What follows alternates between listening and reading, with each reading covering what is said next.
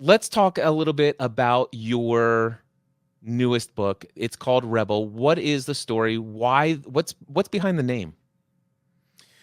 I have John Gordon to thank for the name. I was spending a day with him, and I was trying to get some coaching from him actually on more of public speaking. I was like, "Hey, man, you're a top keynote speaker. Like, how do you think about the business of speaking?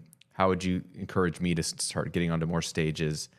Because I want to be doing what you're doing 10, 20 years from now. Like, that's what I imagined." And he was more interested in what my next book was going to be. He's like, "Well, what's the next book?" And I just published How to Get Paid for What You Know. It had been out like for 6 months. I was like, "Bro, I'm just trying to, can I just enjoy this first book? Like, can I take a break?" And he was really interested in, well, what's the message of the next book? And it was in this moment of like workshopping ideas of things I could write about next. He said, "Well, what's your life story? Walk me through the story." So I was starting to walk through my story and my journey that involved, wanting to be a rock star and a musician and not wanting to go to college and everyone pushing me this direction and me going this direction. And then that dream dying, and we can get into some of that because it's relevant to Rebel. But then, when I lost my second series of jobs in the Great Recession, which got me to start this business, and everyone's like, "Are you going to get a new job?" I'm like, "No, I'm starting a blog about audio recording." And like, I never did what anybody suggested I do. And he said, "Bro, you're a rebel. You just don't do what people tell you to do."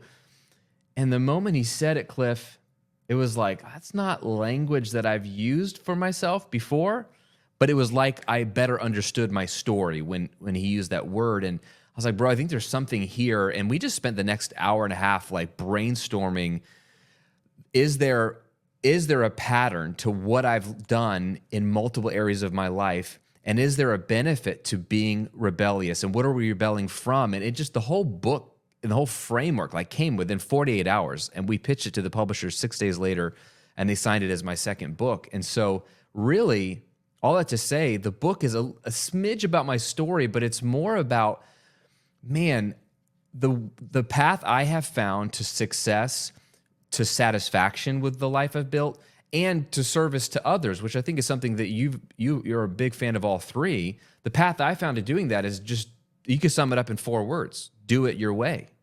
Yeah. I've been doing it my way. And that, another language for that is a rebel, someone that says, "You know what? Everyone's going one way." Conformity, that's the enemy, because I don't think that's working so well for marriages, parenting, finances, health, the way we run our business. People are quitting and burning out. Like, it's not working. So why not go our own way? And most of us don't know who we are, what our own way even looks like. We're too busy living life to do some of the deep work. So it's kind of like a coaching session in a book. And a lot of the stuff is stuff that you love to talk about and you coach people through as well, like doing some of the deep inner work to better know yourself so that you can craft a life, not just a business, but a life that you love.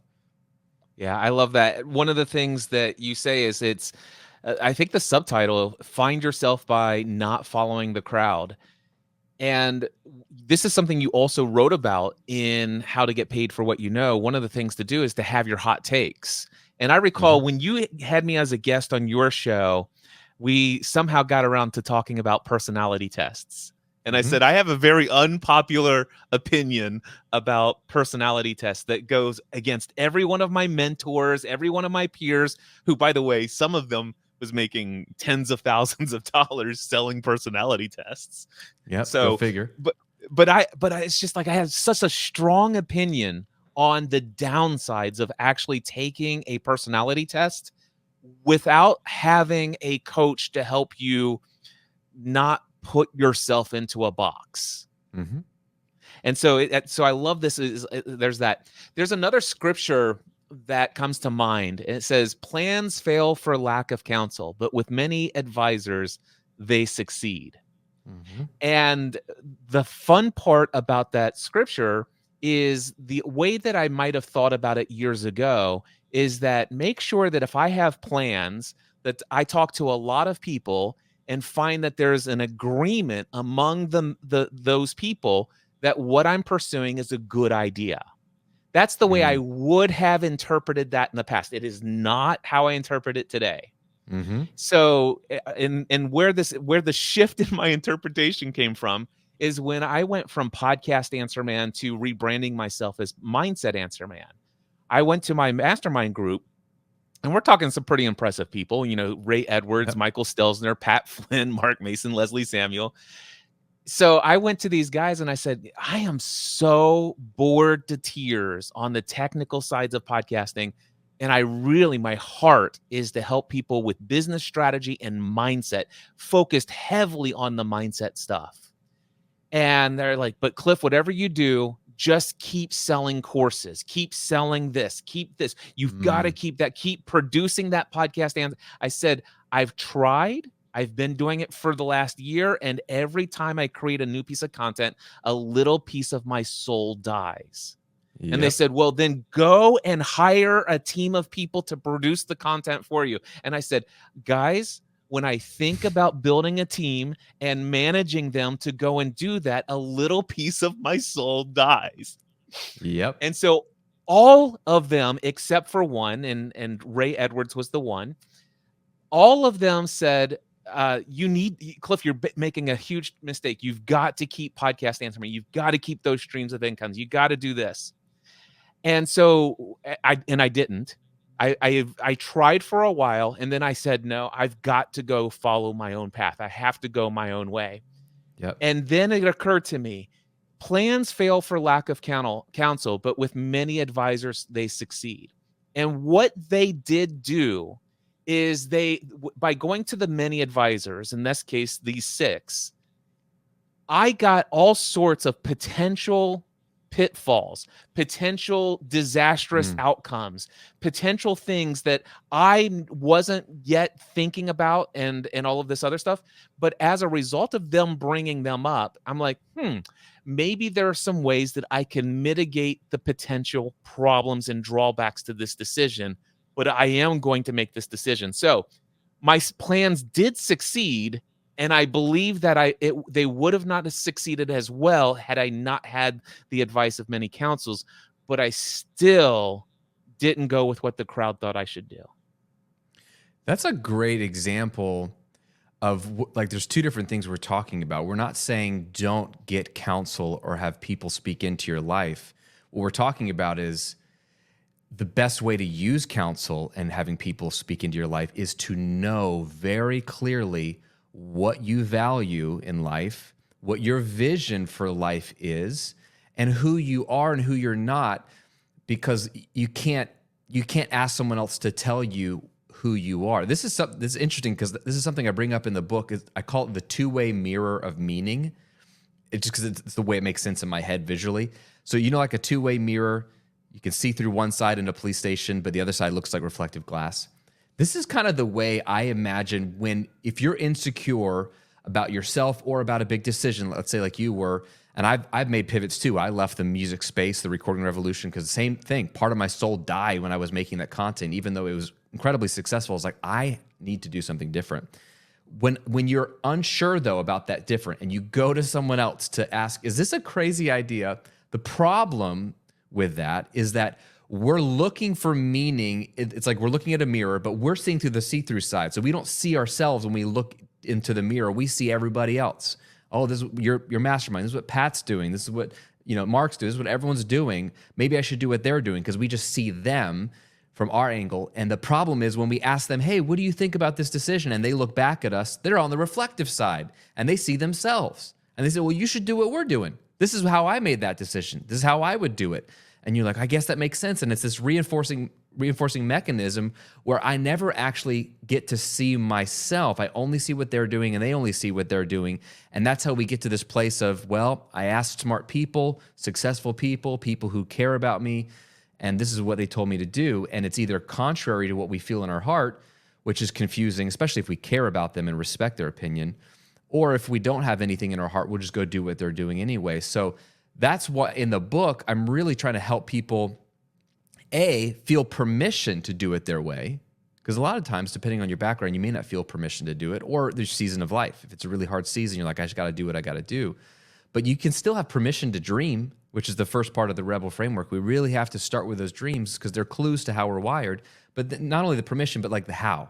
And this is what you do a really good job of, Cliff, is helping people. I mean, I worked with you. I hired you years ago to help me think through. I was making a big transition, how to better understand myself in that season so then I can make better decisions moving forward, not just for my business, but for my life. Yeah, I love the metaphor of the two-way mirror. And what I love about that is in my coaching, one of the things I tell people, say, listen, I know you'd really love for me to tell you what to do, help you get clarity and affirm what the exact next right steps are. But here's what I will tell you.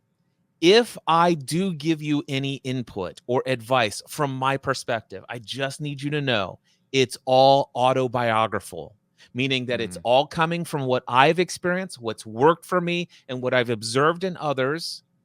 But the thing is you're not me and you're not them. You're you. So I'm not saying that if you beg me for advice or my thought or my feedback, I will give it to you, but with the disclaimer that you understand that just because it's worked for me and just because it's worked for others doesn't mean it's right for you.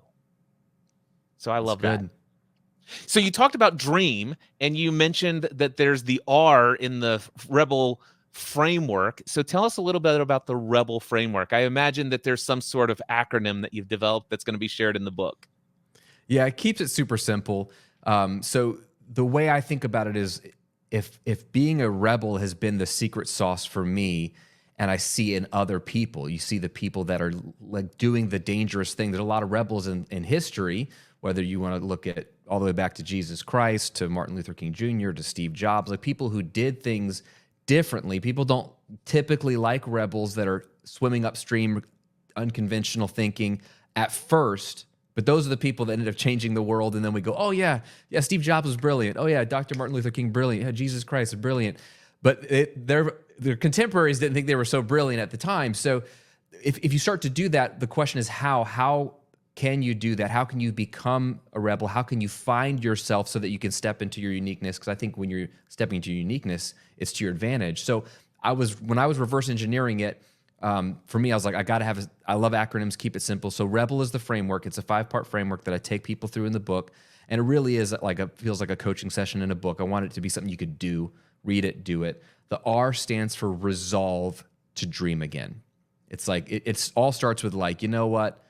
Everything is going to be pushing me this way or that way. I have to put a stake in the ground and resolve to get back to either a dream I once had, or maybe dreaming for the first time because I grew up being told dreams are for kids. You got to be realistic. You got to just go out there and add value to the world. And it doesn't matter what you want. What matters is what is going to work and pay the bills or whatever. Or you might have had a hard season.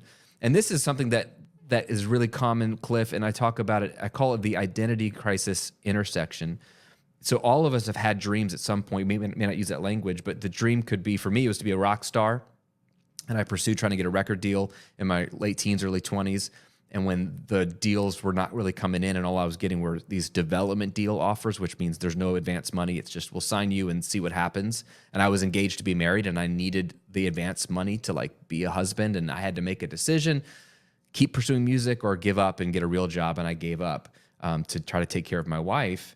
Well, we all have these moments where, for me, my music dream died. It might be a relationship dream that dies, the divorce happens, or it might be an actual death of a child or a family member. It might be a death of a career. The economy changes and you're laid off and everything's different. Like something died. Then we're at this place I call the identity crisis intersection, because our dreams really are tied to our identity. When our dreams die, whether we realize it or not, part of our soul goes with it, because they are us. They reflect part of who we are. They aren't our complete self, but they're a clue as to who we are. So when that happens, you have a choice. You're at the fork in the road. You can either go left, which is the path of conformity, which is like, get back in line. Just, that was stupid. We don't get what we want in this world. For me, that was embarrassing to tell everyone for 10 plus years growing up that I'm going to be a musician, I'm going to get a record deal. And I told everybody it didn't happen. That was stupid. I'm never going to dream again. And I floated for like 4 years of just trying to pretend to be happy, living a normal life. And that didn't work. It didn't get me anywhere. But I tried to pretend that. That's one path. And we all do it. Marriage failed. I'm not going to get married again, or not going to date again. I had a child leave the home and we have a broken relationship. I'm not going to pursue children anymore. I'm not going to, that's over. The dream of having a healthy relationship with is over. We just conform and get back in line. Maybe it's not for me. Or you do have another choice. And that choice is to dream again. Maybe pursue that dream once more again, or maybe it's to dream something new. But you have to keep dreaming, because the moment you stop, you get right in line with this current of conformity. You're in the river, you're in a stream, the culture, your family, the people in your community, it's moving. And if you do nothing, you're still moving somewhere. It's just not maybe where you want to go. And you're a big proponent of intentional living and all this stuff. But you're going somewhere, and that's your choice unless you choose to dream again. So I start in the book with resolve to dream again. And honestly, Cliff, I mentioned you in the book because one of the exercises you took me through years ago, it was 50 dreams, 50 things you want. And this is one of the hardest things you made me do. I still have I should have pulled it out. I still have the darn legal pad it took me a week, Cliff, to come up with 50 things I wanted, because and I think people are different, because I've taken my girls through this exercise and they're very different. My oldest is like 50 things, no problem.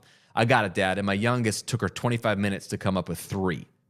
She's like, I don't know. She's the one that's like, whatever everybody else wants to do. And I think that's 2 different types of people in the world. And I'm like more like my youngest, which is like, is it okay to talk about what I want? Do I even know what I want?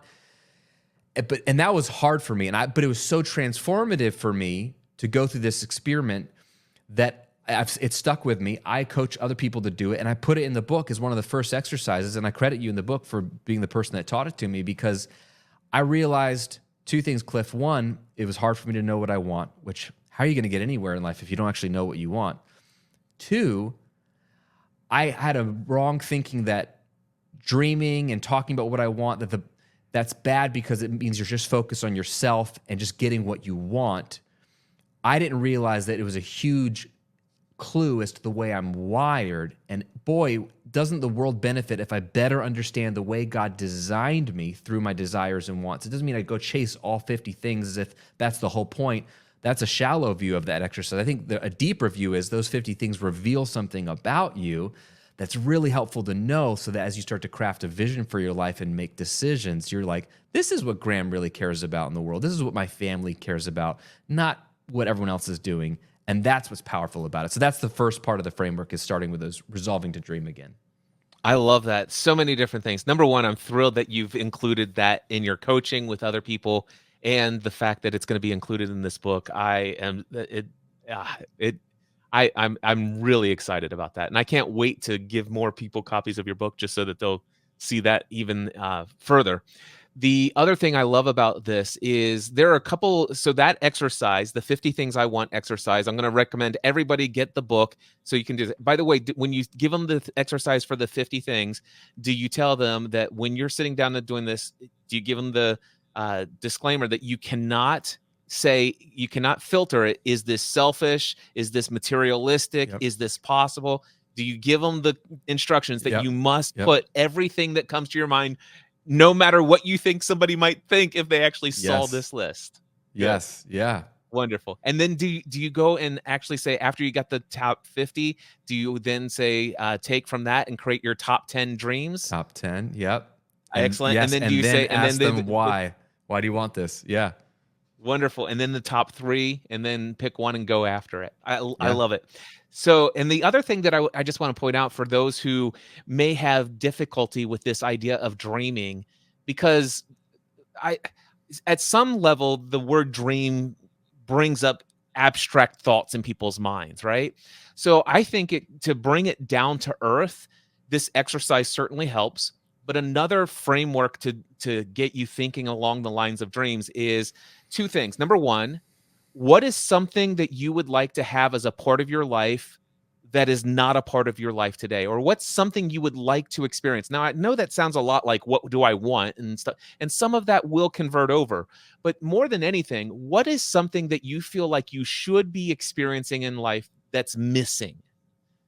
And that, whatever you come up with, that's a dream. And another question that is incredibly helpful is, I wonder what life would be like if fill in the blank. And so when I was back in selling insurance in my mom and dad's insurance agent, I said, I wonder what life would be like if I could make a living from creating content online instead of selling insurance and taking over the insurance agency. And then about a decade later, I wonder what life would be like if I could just coach people about business strategy and mindset instead of answering their technical questions about how to launch a podcast. So Yeah. the question, the framework that I like to give is, what would life be like if, and just fill in that blank and ask it. And the other thing, just a quote, an affirmation: never quit your daydreams.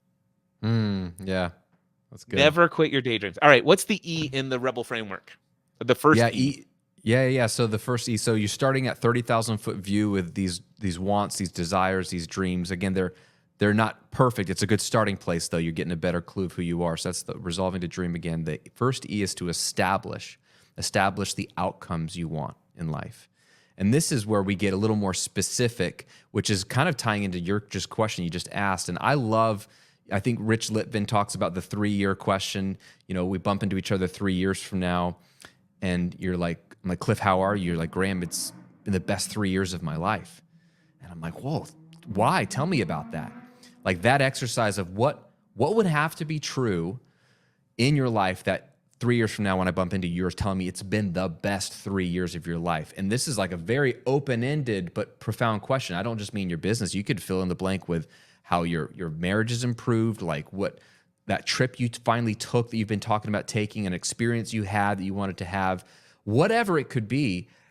This is something that's been so transformative for me, and I'll try to do this regularly, because I'll get off track. I was even, just before this call, I was sitting on my sofa here in the office, and I was like, I think I'm even in this moment getting off track of where am I going in life? Like, I've been so focused on the book in this season, so my head's been down. But I'm like, when I zoom back out, I'm like, even after the book comes out, where do I want to be going in 2025? Like, where's the family going? My wife's going through some transition vocationally. We're going through some transition with schooling, and it's like, what's the vision? So this is where you get really clear. It's hard to, again, navigate the world as a unique individual, especially if you're a business person, if you don't know specifically what you want, what the outcomes you want to have in your life 3 years from now. Like, what do you want to create? And that's Rich Litvin's very language. Like, what do you want to create? I think there's something powerful about getting clear on that. What kind of day do you want to have? I think one of the things I always liked about you, Cliff, when I first stumbled across your content was you're like, hey, there was a point where I want to work 3 days a week. I want to work Tuesday through Thursday. That's a good example of an outcome that you wanted at some point that probably wasn't true. But then in your mind, you're like, I wonder what it'd be like to only work Tuesday, Wednesday, Thursday, and then have a 5-day weekend. Or 4-day weekend, excuse me. I'm adding an extra day a week. And that's what I've been trying to do. How can I squeeze in an extra day? But like, that's the beautiful part. And a lot of people when I ask this question to people, usually one or two things come up, like, oh yeah, 3 years from now, I know for sure it would be great if this has happened. But when you have to sit with yourself a little bit longer and get more specific, it really lets you paint a picture that's more detailed that maybe you haven't sat with for a while or ever. And that, again, is a big clue as to the way you're wired and what you value, which we get to later in the book, and what maybe your family values, which you got to be so clear about that, because the whole world, it's getting noisier and noisier, Cliff, telling you what you should value as an individual, as a family unit. And unless you're really clear on that, you're going to be disappointed where you end up, because you're going to, again, flow with the crowd, and conformity doesn't really work. So E is establish the outcomes you want. I love that. I just had a coaching conversation 2 days ago, and I tend to start a conversation off by, hey, what do you most want to accomplish in our session today? What is absolutely essential that you walk away with before we end this conversation? And the first thing out of this person's mouth was, I need a clear pathway forward, and I need to know where to start. And I'm like, great. Where do you want to go? And he's like, I have no idea. It's like Alice in Wonderland stuff, that it doesn't matter where you start if you don't know where you want to go. That was exactly it. So what is it? Establish what? Establish the outcomes you want in life. Establish the outcomes you want. And it's, this sounds, it sounds crazy to me today, but the reality is that until you start to wake up to the fact that you can create life on your terms, and it becomes somewhat of a habit for you to do so, and the thoughts you once thought are now manifested into your life. And when I say that, I mean that, like, for example, you said I once had a situation where I was working 5 to 6 days a week, and I wonder what life would be like if I only worked 3. And so I started to dream about it, and I knew that Fridays and Mondays would be the ones I want off, so that my wife and I could go on 4-day weekends anytime we want without changing schedules or blocking things Mhm. out. And it was probably about 3.5 months before I finally shifted everything to where I was earning all of my income within Tuesday, Wednesday, Thursday. But I did make it a reality. And Yeah. so but I did have to establish that as an outcome first. I had to know this was a destination I wanted to get to, and it's absolutely essential. But many people struggle to know what it is that they want Yeah. because they're caught up living in a hypnotic rhythm of Mm. living according to what other people have told them they should want, which is essentially what you just said. Do you have a tool in this part of your book that helps them get clear about what they want? Well, that's kind of where I start them with the R, resolving to dream again. So like that exercise of, dream things you dream of doing, being, or having, some language that Tim Ferriss talks about, like doing, being, having. I think that, you know, that's a starting point for people. And then this 3-year vision exercise, and journaling that out. And then I take them through down to a level that where you took it is I take them through like mapping out the ideal day. And it's like, look, Right. this might be a stretch, but it's like just bullet point. If you could wave a magic wand and it were up to you, how would you spend your days? And it's, again, some people, very easy. They know exactly how they would spend their days. They just don't know how to get there. Other people, oh, am I allowed to? Like, I've never even let myself think about that. So depending on where they come from, it's hard either way, but getting them to, like, I would wake up at this time, I would do this. And like, I love your specific example with, date day with your wife and 4-day weekends. Like Shay and I take Fridays off. We kind of always have. Before, when the kids were younger, it was Family Fun Friday, but then now they're in school, it's just me and Shay. So we'll go for a walk, we'll go out to lunch. We started a new podcast together about family and marriage and stuff. So we're filming podcast episodes on Fridays. It's just a chance for us to connect. And so that's like a detail, like that's what I want in my day-to-day on Fridays. So I take people down to that so they can just see it as like, look, this is like from dreaming to, it would be great if I could make money doing content instead of selling life insurance, to what do I want to do every day? Yeah. And that might be, and that's so different for everybody. And you might want a different day each day. Some people like routine and they want the same day every day. Like, this is the beauty of where you get to, it's like, if nothing else, read this book and if this is the only moment that you give some time for yourself to just at least get clear on what you truly desire and what kind of life you want to create. If you've never given yourself that permission, that's really what I'm doing in those first 2 steps of the Rebel framework, is just getting some clarity. And I tell people there's 6 core areas of life I try to help them apply this framework to in the book. And it's the way you spend your time, your money, your work, your health, both physical and mental, your relationships, and then your spiritual life. So I say, if it's hard for you to think about this ideal day or this vision, just pick one of those areas that you want to improve on. That's really like, this is the area that's really frustrating me the most. It might be money, it might be career, it might be your health, it might be your relationships.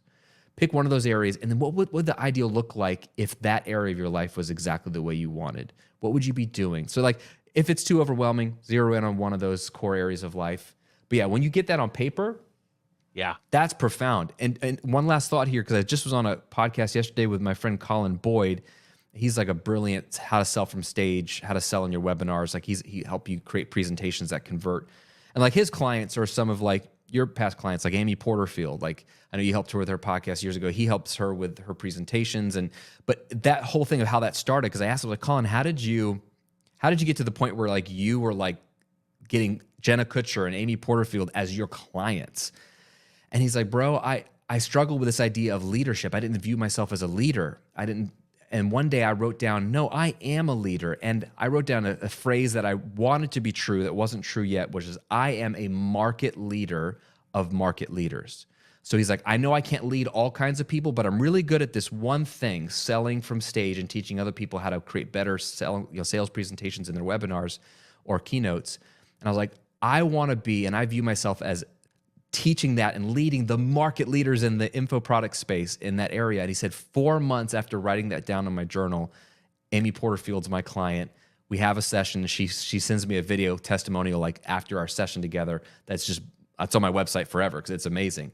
And that's the power of starting the process of getting incredibly clear. And you do this really well, Cliff, with your coaching, getting incredibly clear about what you want in life, even as a starting point. Even if you don't know how, just start by writing it down.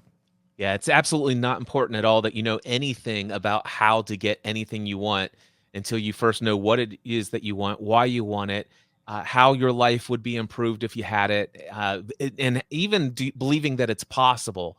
You don't need to know how, but once you have all of those core elements, then it's just a decision. I will have it. I don't know what it takes, but I will have it. And then once you get there, the plan automatically comes. It is like a miraculous thing. It just happens. I love it.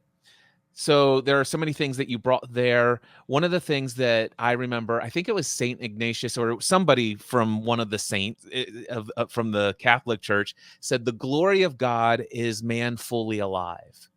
And I know that you have these 6 vital core areas of life, and you talk about that and give some direction in your book.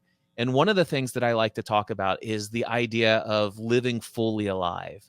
Mm. In the coaching space, there's an exercise, it's called the wheel of life. And what you can do is you could take each of those 6 areas that you just mentioned and write them down on a piece of paper. And then on the right-hand side of it, for each category, write down on a scale of 1 to 10, how would I rate myself in this area?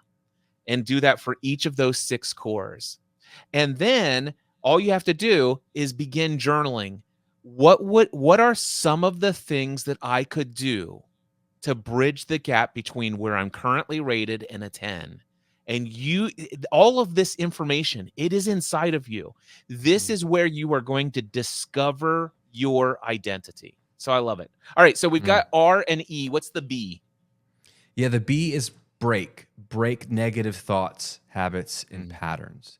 So like you of all people know, Cliff, like it is really hard to give people new thinking and new direction and fresh vision if they are still repeating stories in their head, narratives in their head that are negative, that are limiting, that are crippling. And so it's a lot of like undoing ripping out the bad code and bad programming first so you can write some fresh new code.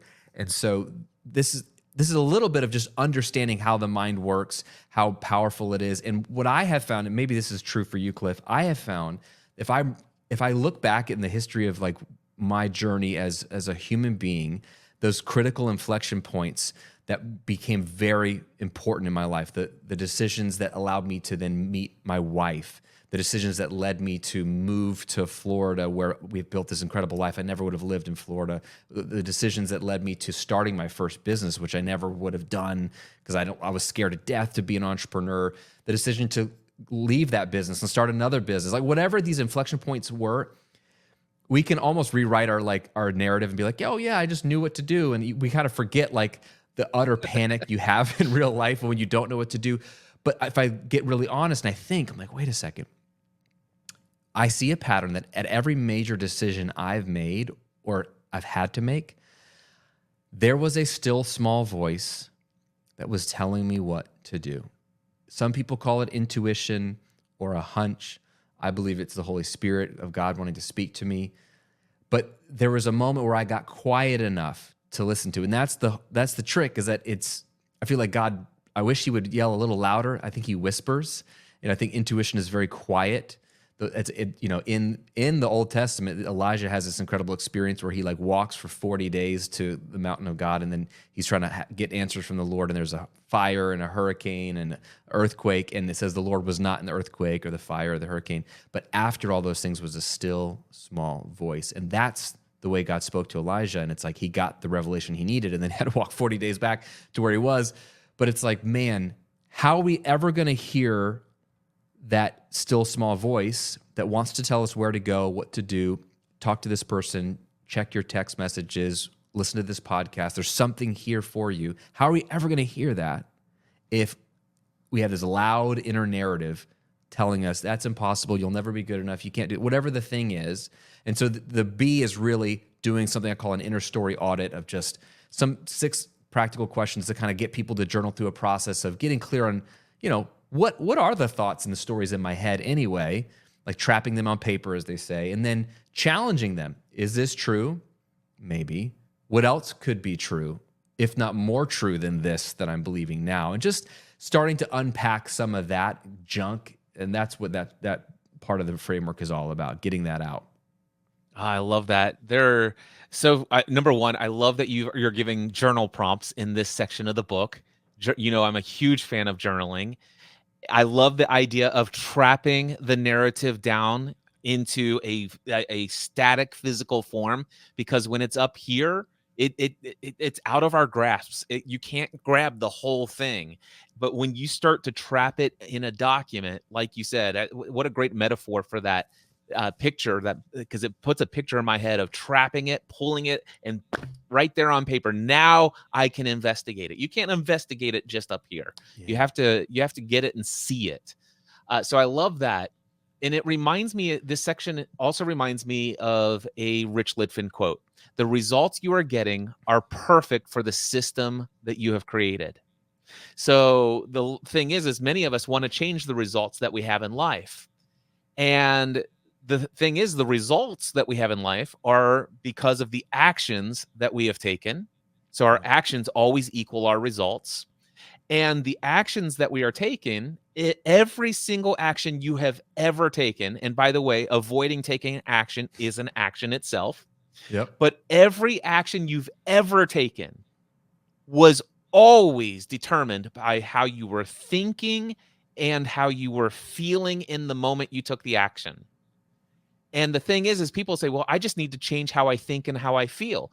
But you can't until you discover the beliefs that are causing you to think and feel that way with this external circumstance and this stimuli. So I love that, the fact that we're getting to the root cause, which is this belief system, this narrative, these string of thoughts that cause us to think and feel the way we do about whatever it is that we're about ready to pursue next. I love that. There was one other thought that came to my mind, and let's see. It's not important. We'll move on. If it comes back to me, we'll bring it back up, or I'll put it in at the end of the episode when I edit this thing. So what's the second E, Graham? Well, yeah, you said it. You got to first get to the root cause of these negative beliefs, of what you actually think. What do you think? What do you feel? So we got to break some of that first, identify it to break it, so that the second E in the rebel is to engage in rebellious new thoughts. So it's like everybody wants to go do different so we can get the different outcome, but you really can't go do different, like you said, unless you've undone the stuff that's going to just keep pulling you back. If there is a true upper limit problem, like Gay Hendrick will say in The Big Leap, if there really is, like, you're never going to get past it until you kind of identify what are the things keeping me stuck. So it really is breaking with the B, and then the second E is engaging in rebellious new thoughts. And in this chapter in the book, and this process, there's kind of a lot of different exercises, so it kind of gets all over the place, but I kind of share a little bit of how, once you know a bit of where you want to go and you've undone some of the negative thinking, how can you practically change? So we talk about everything from my morning routine, which, people have their own choices and thoughts about morning routines, but another simple acronym that might be helpful to somebody, it's called WAIT, W-A-I-T, like wait. Before you go out the door, wait, do this first. And so the W is wisdom. I always try to start with reading something from wisdom literature. So a lot of times I'm just reading the Bible, right? If there's if you like Stoicism, just read something that's thousands of years old. Because if all you read is your contemporaries, aka the last 100 years, you're still stuck in the conformity of our current age. So you need something that's way outside of our culture and our time frame to think differently. So I like to start with the wisdom in the Bible. A is affirmation, and this is, again, a powerful tool of what are you affirming about you that you know is true? What are you affirming about you that you want to become true? Because it's very easy, again, with the previous part of the framework of these negative thoughts. One of my negative thoughts that I have struggled with is like, I'm not enough. I have to do more to prove that I'm enough. And that goalpost keeps moving. So it's like I have to affirm that I am enough because of the way God made me. God made me in his image and he's pleased with me. And so I have to affirm that. And then there's other things that I affirm that I want to see written down on paper that I want to become true. Like I am a New York Times bestselling author, right?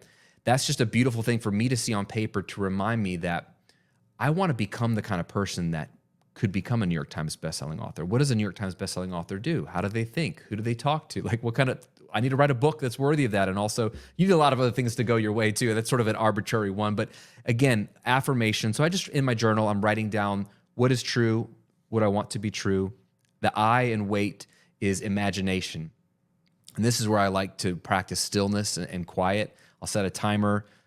If I'm really good, 20 minutes where I'm just like sitting in silence and I'm trying to pre-imagine either something that's going to happen that day, like if I'm going on a podcast or an interview or I'm going to be coaching somebody, I want to imagine it going well. Sometimes with this book, Cliff, like I've just sat and imagined what would it be like when the book is out and it's now my second book and it's in Barnes & Noble or it's in airport bookstores and there's stacks of it and people are walking by and they see it and go, oh, that's cool. I even imagined what the cover would look like long before the publisher was like, hey, let's design the cover for this book.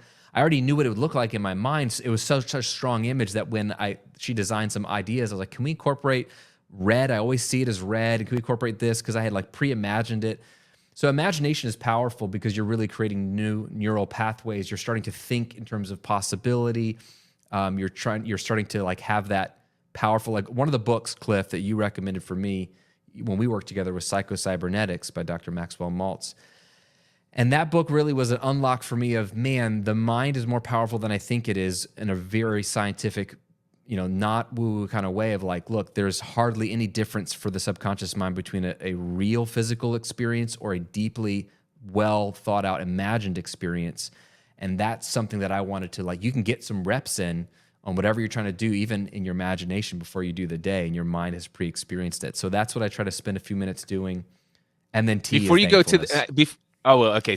Go finish thankful. I don't want to shortcut thankfulness, but I want to go with that thing about reps. Say what you want to say about thankfulness, though. Oh, that's it. Yeah, like everyone knows the power of gratitude, but it is so true. Well, wait, Graham. Does everyone know the power of gratitude? Well, everyone I talk to says, "Yeah, I know." But saying I know, I've heard that before doesn't mean you're doing it. And as you know, like again, this is specifically with journaling, like I write out 10 things I'm thankful for, grateful for that day.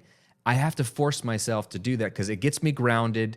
It gives me perspective. And it does shift. There's so many things that are happening in your physiology when you're coming from a place of gratitude, because now you're realizing how wealthy you are in the best sense of the word. Like what you have, you're like, oh, I'm good. It moves you out of that desperation. I need to, I have. Whew. Yeah. And when you have, like, man, you're in such a calm place. So I always end with that.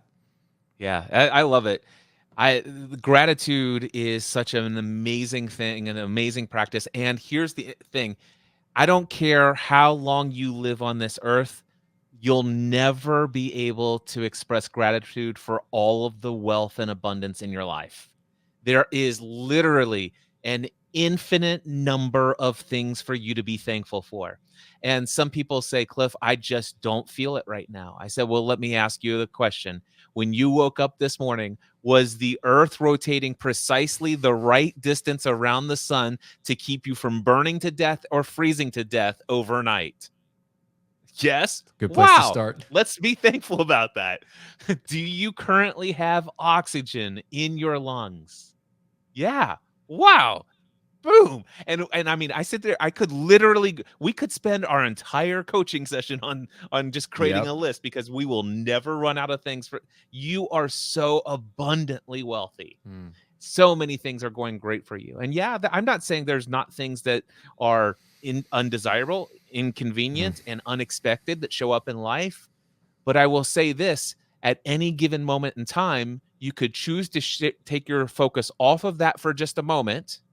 Because here's what happened. You said there are so many things happen physiologically when we express gratitude. Here's what happens when we're focused on what's not going right, what we're not thankful for. We get our brain waves go into what's called high range beta brainwave state. And that is equivalent to locking in what's called the survival mode, the fight or flight mode. And when we get there, all of a sudden cortisol is running into our bloodstream, and it is cutting off the neural pathways to our prefrontal cortex, which means the creative solution thinking part of our brain we don't have access to. Yep. And so what happens is when you shift to gratitude, and we're not talking about giving it platitudes, we're talking about really feeling the gratitude for the abundance. Your brain waves start to slow down, mid-range beta waves, low range. And if you could actually focus on your breath, and what you're doing is you're taking your outside focus and put it in inside. And if you could do that for even 60 seconds, you will bring your brain waves all the way down to what's called an alpha brainwave state. And if you can think or imagine something that you're thankful for, you get all the way down to a theta brainwave state. And at that point, you can hear the voice of God. You can hear the creative voice, the solution part of your brain kick in, and ideas begin to flow. So I don't want to, and by the way, I don't think most people know about the power of gratitude. Well, not that deeply, that's for sure. So you said, oh gosh, what was it? You said engage. The second E was engage with rebellious thoughts. Oh, and you were talking about imagination, putting in the reps. Have you heard the studies that have been done of people who were sent to rehab, and they went into the gym and they were lifting weights physically? And then there were people who were put into rehab, but they were actually sent, and in meditative states, they were actually doing reps in the gym, but only imagining it. And the results in muscle mass building was the same between both groups. Wow. Yeah, I hear stuff like that all the time. It's like, what? It makes me think of the Matrix, like what is real, if your mind thinks it's real, your body thinks it's real. So it's just so powerful, man, of like, we're such a rational culture in the West in this modern era that we're looking for like empirical stuff I can see, touch, taste, smell, and we just think rationally. And I think as someone who has benefited from a rational mind, it's been hard to start to understand there's a lot of other things at play that I can't quantify or fully understand, which is the faith component. This is something that, Jesus has been talking about for thousands of years of like, man, faith it's hard to quantify, but that is the key to unlocking so much. And so your mind, what your belief system is, really matters. And so one of the things I think I love about this kind of work, and I'm still doing it, is I'm a how person. How can I do this? How can I pull it off? And that's a great question. A lot of people don't even get there. They're just like, it's not possible. Well, how could it be possible? That's a much better question. But I'm trying to become, and I'm slowly am becoming, a who person. Who do I need to be for this to be a reality? And that's a more powerful question. And that gets away from the rational, like, what are the tactics? What are the strategies? Who do you want to be? Who do you want to show up as in your marriage, in your business? Do you want to show up as that stressed out person? Or do you want to be that calm, grounded, like, man, he's never phased person? Become that person. What would that person think, like, do? How would they spend their days? Like, you start to unravel it from that side of things, and then you get to the how, like what you talked about, never start with the how. But that's what I'm really interested in with these new rebellious thoughts. It really is, who do you want to be in your day to day? To get the thing you wanted in step 1 and 2, the dreams, the vision, and we've broken the negative thinking, then who are you showing up as every single day? So I walk through some of these just practical things. There's something you could start your day well, and maybe you've had this clip where you're like, my morning routine was great. But then by lunch, like, your day's train wrecked because of something out of your control, or something happened, or like the internet blew up on your big webinar or whatever. And so you've lost it. You've lost that state of serenity. So even in the middle of the day, you got to have something to bring you back. So something I love in the Old Testament is something called stones of remembrance that, Joshua had the Israelites set up once they finally crossed into the promised land and they crossed the Jordan River. He said, hey, before we leave the Jordan River, I want you guys to get 12 stones out of the river, and we're going to keep them with us as a nation, one to represent each of the 12 tribes of Israel, just to remember. So when your kids ask, what are these stones for, Dad? Grandpa, you say, we got them out of the Jordan River, which we crossed out of the desert into the promised land to remind us of God's faithfulness. So they're just a rock, but the rock is a stone of remembrance of provision, of the vision of where we came from, where we're going. And so you got to have something physical. It could be a sticky note. It could be a picture. It could be a quote, a book cover, sometimes book covers of books that were really meaningful to me in a season where I had major transformation. When I see the cover, I'm like, oh yeah, remember how I made a big quantum leap with that book? That could be a stone of remembrance. Anything to get you right back to where you were. It's funny. I have a stone from every major trip that Stephanie and I go on. I always pick up a stone, a unique stone that when I look at it, I know exactly where I picked that stone up. So but I was not familiar with the stone of remembrance. I recalled that one. So I love that. All right, let's wrap things up with the L in the rebel framework. This is the hardest one for me personally. The L stands for let go, specifically of outcomes and other people's opinions. So this is the irony, is we establish outcomes in step 2. But then the key, I think, to being a true rebel and to having that satisfaction and fulfillment is actually to not obsess over the outcomes. You just got to let go. Like, you know where you want to go. You've gotten clear. This is the vision I have for my life. And yet I'm going to not be outcome driven, because I'm a 3 on the Enneagram. I know you don't like personality tests, but I'm very, whatever personality test I take, there's some element of you like to go after something and create it, reverse engineer it, and make stuff happen. And that's a beautiful thing. But the shadow side of that strength in my life is I'm not satisfied till I get there. I'm not a journey person. I'm a destination person. And one of the things I'm working on actively is realizing that that's not bringing me a lot of fulfillment and joy when I'm just so focused on the outcome. When you hit that outcome, you're happy and then it wears off. If you don't hit that outcome, you're disappointed, even though it might have been a really good experience. One of my friends, John Gordon, says, this sums it up for me: if you love the process, you'll love what the process produces. And so his encouragement is, don't be so obsessed over the producing part of it, the outcome. Learn to love the thing you're doing. And if you love it, if you're a singer and you love performing for people, you're going to love what that produces in your career. If you're a coach and you love coaching, you're going to love the outcomes that come from that. So learning to let go of the specific outcomes and just love the process is important. And then finally, letting go of people's opinions. That's the whole point of being a rebel, is you don't care what other people do or say, but we're human, so we kind of care. So in this part of the book, I help people think through crafting some personal or family values, like value statements. We as a family, or me as a person, I value this. Like, maybe it's freedom, maybe it's travel, maybe it's hospitality, maybe it's whatever it is. Like, know what your values are. And again, write them down. You might know them. You might actually be living them out, but have you ever written them down so you can look at them and go, this is what Cliff is all about. This is what the Ravenscraft family is all about. And when you see that, that helps you keep to your North Star, because as you progress as a rebel, it's going to be a lifetime of people saying, why are you doing that? You know, I heard someone say just on a podcast yesterday, the first question they'll ask is, why do you want to do that, Cliff? Why? But then they'll start to ask you how. How did you do that? Once they see that it's worked out for you. Some will ask. Some will continue to criticize, condemn, and complain.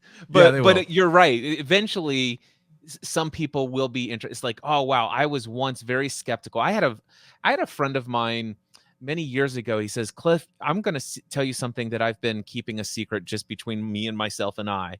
And that is, I used to really condemn and criticize you in my own mind. I thought you were only about the money and all of this other stuff. And I couldn't understand why you charged so many people so much money to teach them how to podcast when you could have done it for much less, and all this other stuff and blah, blah, blah. And I just created this narrative about who you were in my head. And every time I heard somebody praise your name, I just had this sinking feeling of resentment. And he goes, but man, I've been following your journey, and I see what you're able to do for your wife and what you're able to do for your kids. And I see all the things that you do, and the ways you show up for tens of thousands of people for free. And I just don't have the margin for that. And I've been struggling for years trying to make it on $50 an hour. And quite frankly, I just took a job somewhere else, and now I understand why, a lot Mhm. more about those things, and I have a greater appreciation for the decisions you made, in spite of the fact that people like me judged you along the way. Wow. That's pretty honest. Yep. Anyway, Graham, where can people find your book? Yeah, you can go to therebelbook.com, or it's here on the screen, grahamcochrane.com/rebelbook, same place. And if you pre-order before September, I got a bunch of awesome bonuses that actually help you learn and do the book now. You don't have to wait for the book. I have a journal, the Rebel Journal, you can download right away, which has all the exercises from the book. So you can just start doing the work now. And then there's about an hour-long video masterclass with John Gordon, who wrote the foreword to this book, where I teach you through the concepts more in depth and some of the frameworks in the video masterclass. There's a few other great bonuses as well, but you might as well jump on it now. Wherever you pre-order it, you can take your receipt back to therebelbook.com and get those bonuses. Therebelbook.com. Graham, thank you so much. Is there anything else you want to leave with parting words? All I'll say is that the reason we're frustrated, Cliff, is because we're living out of alignment. So the best thing you could do is figure out who you are, get aligned with who you are, and then I think the lid's going to come off for success, satisfaction, and service to others. Yeah. Well, what I can say is this. I worked with Graham for 6 months when he was making the pivot and transition into the work that he's doing today. And the idea and dream of his first book, How to Get Paid for What You Know, was just an idea at the time. I can't believe that I put it off for so long. It's like, well, I'm getting ready to interview Graham about his second book. I should probably read his first. Oh. So I did that. The reason why I bring all of this up is your style of writing. It's so clear, so concise, easy to follow. And I know that you'll do the same with Rebel. The concepts that we've talked here, there's no doubt in my mind. These are you're teaching the things that I know people need, the basics of how to create a life according to who you are and to get clarity about who you are and what you want. And so thank you for doing this work, Graham. Yeah, thank you, brother. It's been a pleasure.